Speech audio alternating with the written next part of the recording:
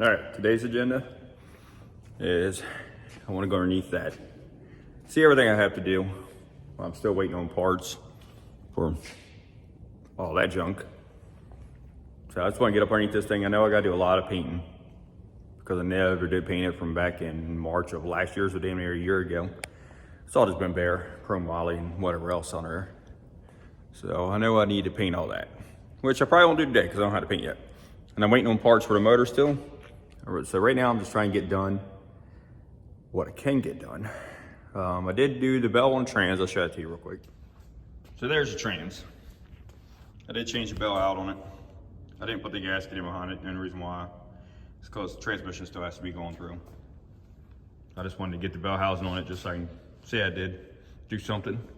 The issue I didn't like about this is they tell you on this one it's supposed to be from this meeting point here on the tail, 15.5 up to here. Well, I measured 15.75, give myself some extra meat, and yeah, it didn't work. Look at that. So yeah, top air's got that gap in it, but it's not gonna hurt anything, man. It'll be fine. Doesn't take any structural integrity out of it.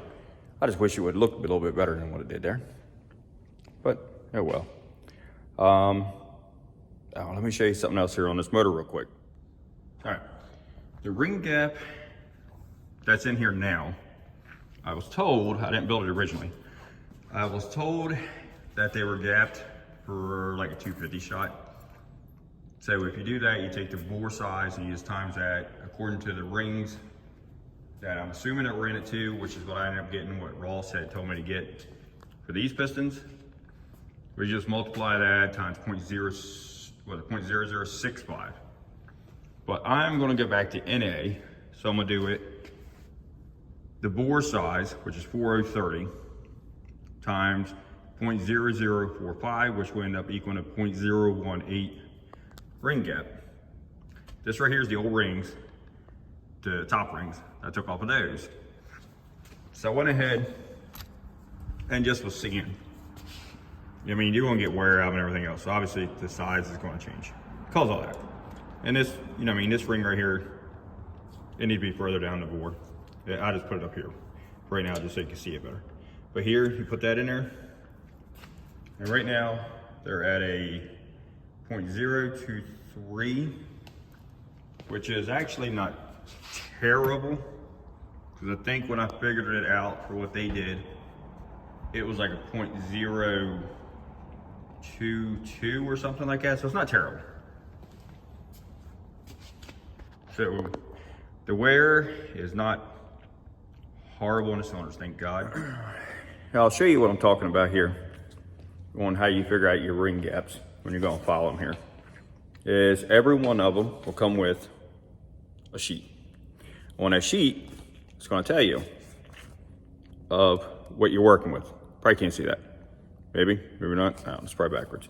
Anyway, it'll tell you, you got street, you're gonna be on gas, alky, E85, whatever. Top ring, if you're gonna be NA, take your bore size times the 0.0045, done. Same thing, up to 150, you're gonna times that times 0.0055. 150 to 350 is a 0.0065. So that's supposedly what this originally was gapped to, is what I was sold. Like I said, didn't build it. That's what I sold. So right now, it's only 1,000s different from the time that they gapped them till now, and it's got, I don't know how many passes, how many miles on it. The motor has been together since I think it was 2007. Can't complain about that, especially by looking at all the bearings in this motor. Good. Number 2 rod had copper in it, and the second main end had a tiny bit of copper in it. But the crank absolutely looks beautiful. So there's the crank. All the journals, mains, rod journals, everything all the way down. Looks good. I can just take it, I'll polish her up, and she's gonna be fine. Now the heads, I'm gonna take those, send them out to Ram Racing at the end of the week. He's just gonna recut the valves, reset the springs, put new seals in them, just freshen them up, make sure it's flat and true. I don't really want him shaving a lot off of them. It's already like 10.5 to 1 as it is. I do need to clean the intake up. It's just an old, ancient Team G. Nothing special there. So yeah, as soon as I get the rest of my parts, I can get on this. I mean, I have some of them, but not all. And I do want to clean the top of these pistons up. I mean, they're kind of, you can definitely tell she was burning a little oil. She's running a little rich. Here's cam. It's just solid roller, and it's still doing good. So yeah, I always get a lot of questions about the underneath of this car with suspension and stuff. So I just figured I'd run down it now. You can tell I did, like I said, I changed that bell housing on that. And my measurements is it is actually smaller than the stock bell. If that's the case, where you see it rubbing right here, I'm hoping it's gonna clear it now. If not, I may have to cut this floor pan out a little bit and just kind of keep that from rubbing. The all this junk right here, which is extremely dirty, is all just obviously tube, but I put all this in when I built the frame under this car, and it was actually extremely easy. Here's the brake pedal, and if you remember, I don't know, 2 years ago, you look back through all the videos, that brake arm right there, I actually made that, and you see all them bends in it. That is just so it clears everything that's going under here. And boy, I got a lot of flack for that when I built that. People were talking about it was dangerous, I was gonna kill people, and rah, rah, rah. Look at that thing. I mean, damn near looks factory. How you gonna kill anybody with that thing? And not only that, but when I got done making this thing, on the whole backside right here, you can't tell it because I kind of welded it and molded it in. It's got a 1/4 inch rod, the whole distance of it, that is welded to it. And I have locked that pedal down when I built it and stomped and stomped and stomped on that thing, and nothing has ever bent, moved, nothing. Master cylinder's getting crusty from being under here. I'm gonna sand that down. I'll clean that up and paint it again. The dry shaft loop, we had to move it when Mikey did. So I need to clean that up, repaint that. All my brackets here was all that junk he put in March. I need to clean all that up, repaint that, repaint the anti-roll bar. Well, and I already paint it because it's just never been painted. And then all my upper brackets. And as you can tell, like I said, they've been bare since March. I mean, the car stays inside, but it's going to get rusty. There's condensation in there, it's going to happen. So I have to sand all of this down. I have to take these upper links off, take them lower links off right there. And we'll have to sand that and everything else. And then we redid where the upper shock mounts were. So that's all scratched up. I'm gonna have to clean that up. And then another thing I have to figure out, because I was thinking I was working with more frame right here in the back than I am, than that tiny bit right here. But I'm doing putting a hitch on it back here, which I probably can come off of the center of this. Maybe come straight back, and then I can diagonal some bars on it, but I'd rather have it, I don't really want it permanent. So that's why I was trying to come up with some kind of system here. Originally my idea was I was going to take whatever this 2 inch or whatever this is, go frame rail to frame rail across, put a pad on each end of it, so it will slide in this frame rail. I could just bolt it through the side. This way, when I got done after drag week, I could unbolt it, slide it out. It's no longer in there. But as sitting here in the air looking at it, I am not sure exactly how I'm gonna go about this. I mean, I guess I could make something that maybe clamps to this bar. The trailer's not gonna be much. It's only like a 4x4 is all behind it. So yeah, like I'm saying, I'm not 100% sure exactly what I'm gonna do yet with the hitch deal. No big deal, I can figure it out, I got time. So, I'll figure it out somehow or another.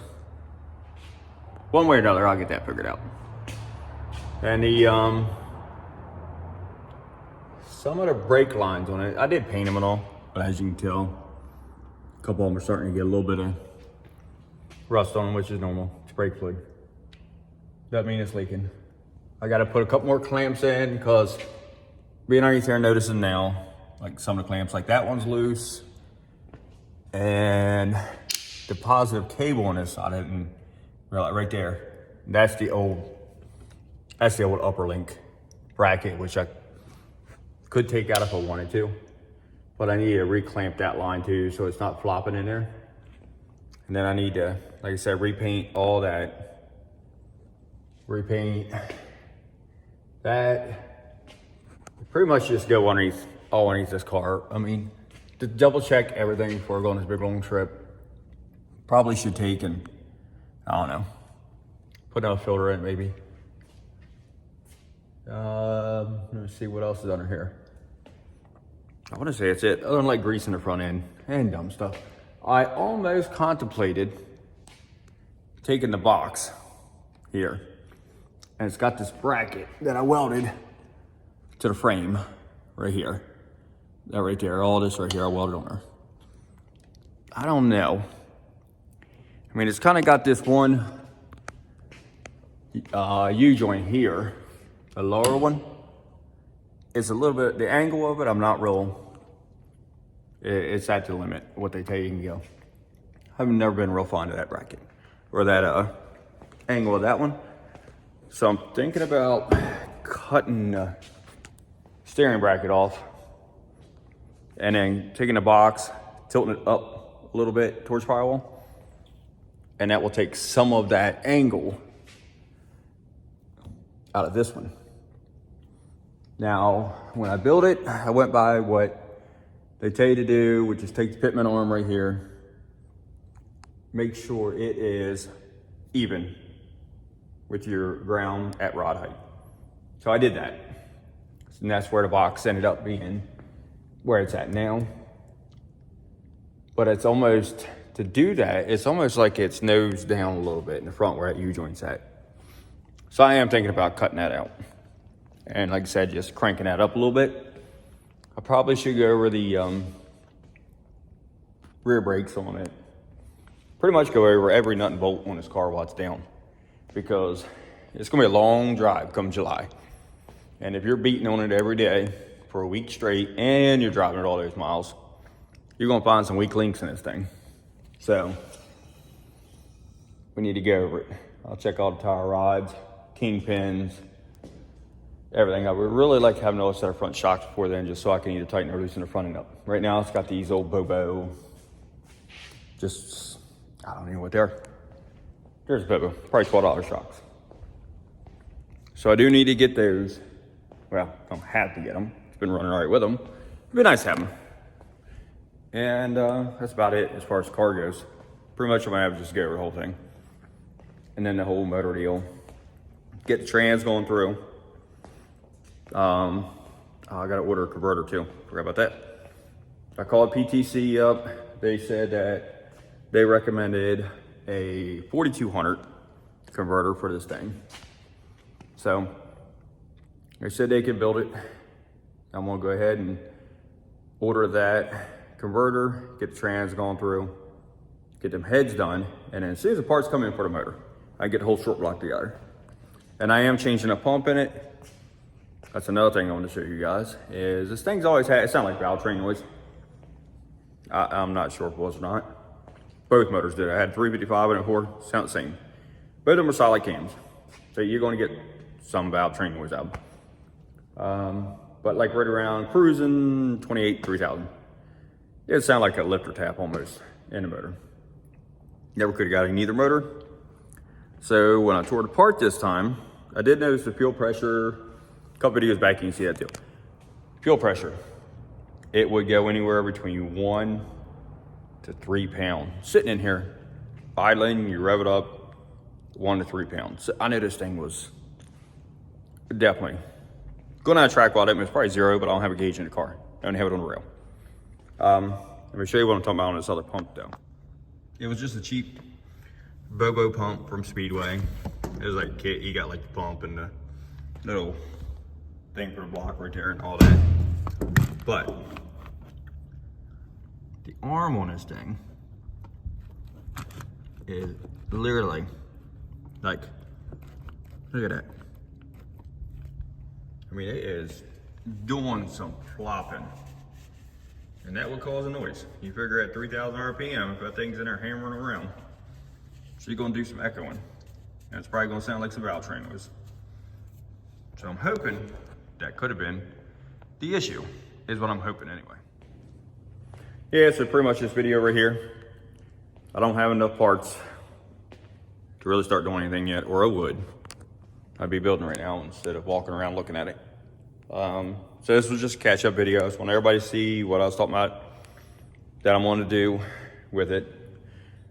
I might actually start today, probably with sanding some of them brackets and get all that cleaned up and get that prepped and ready and get maybe a little bit of primer on it.